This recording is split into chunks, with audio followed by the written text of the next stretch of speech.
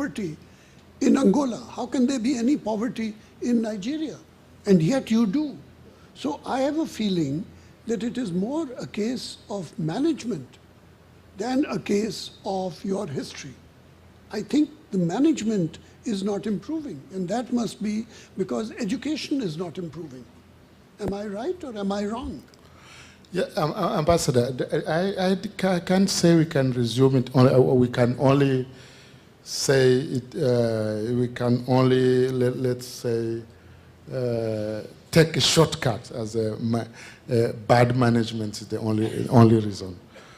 Before you come to industrialization, you need money to do so. And where do you sell your export to have this money? You don't have the control of this market.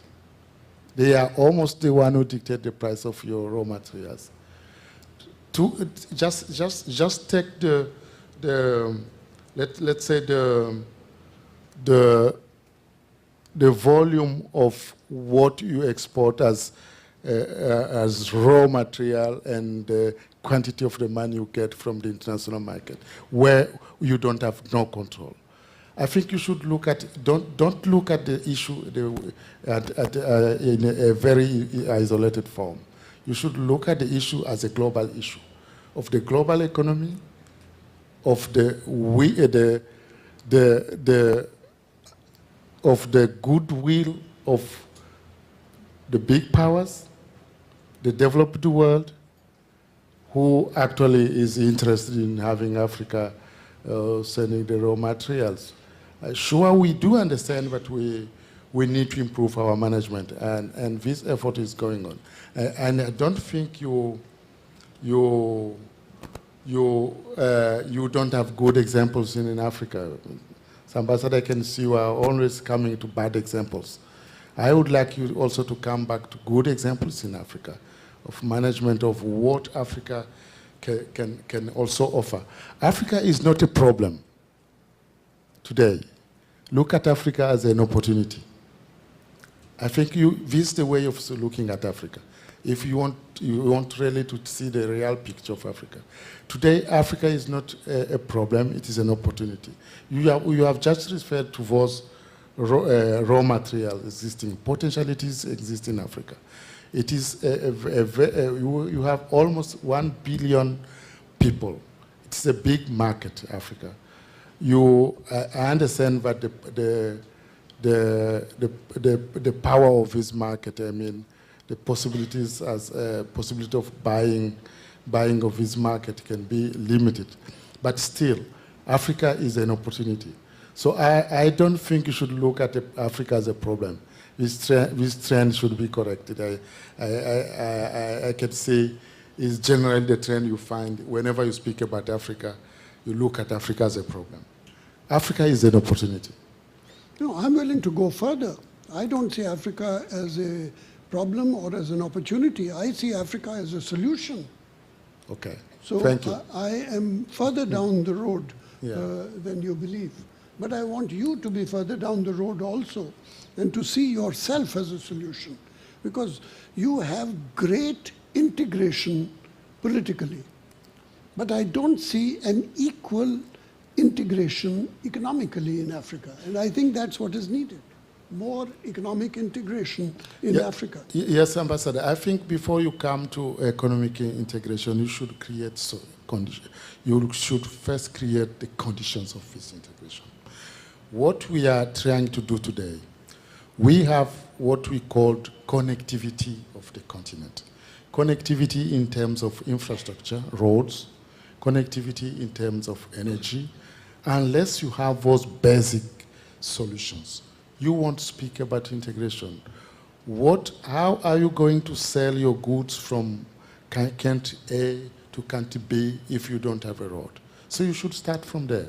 And we are doing it. We have a very, very, very important programs of corridors being financed today to have a solution on the integration. And as you understand, the first step Africa did is to have regional economic communities. Those are the pillars of the integration of Africa.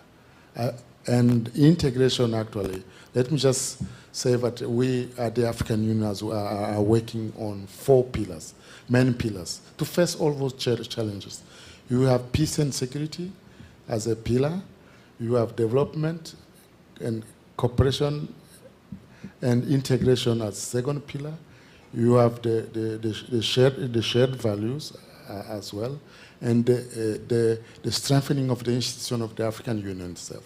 So if you take those 4 pillars, then you have all the problems incorporated and trying to find a solution to all of them. I want to turn for a minute towards foreign policy, because one of the very visible changes in Africa is the manner in which the whole continent is being penetrated by China. I want you to explain a bit, how does it happen that China so successfully manages to build up its relations with different African countries in opposition to, let us say, the United States? The United States does not have the same degree of penetration as China is managing to have in Africa. How has that happened? Ambassador, thank you very much for this question. I think this is the question I the most face wherever I go in the developed world. Why China is in Africa? I always ask the same question also. In any big city of the developed world, you will find Chinatown, and nobody complain about it. So why China in Africa? I think we have come to a step, but we need to diversify. Is it a verb? Or to diversify our partnerships. Partners should come from everywhere. Otherwise, you are going to continue to speak about colonial masters. I think people should look at Africa not like a chasse gardée, as you call it.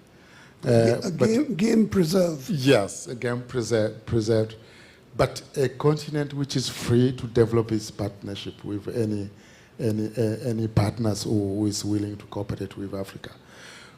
China has come in. We do understand the needs of China in raw materials. It's a growing economy. It's a growing economy. Maybe one of the aspects which has made China successful in Africa is the lack of conditionalities. I can just refer to one of the countries. I won't say the name. This country came from a very long conflict. And then he tried to organize a donor conference. But the World Bank, the IMF, the developed countries never agreed to organize a donor conference. And he went to China and he got loans. It's the only then the World Bank, the IMF came rushing to sign an agreement. So you see, nobody would like to sink. Everybody wants to survive. So solutions should be found. Solutions should be found. I think this is the successful. This is one of the aspects. Second aspect. If you sign an agreement to build a company in your country, and the expert should sleep in a hotel of 5 stars. The Chinese don't have such conditionalities of 5 stars.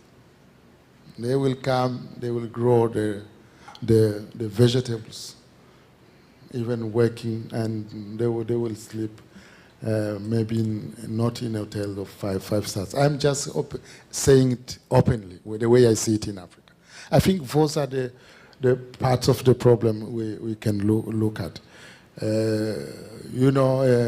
remember in the colonial times when an engineer comes or a doctor comes, or the whole village shakes because the doctor is here, the engineer is here. It's not that man who comes and talks to people with integrate with the people. I think this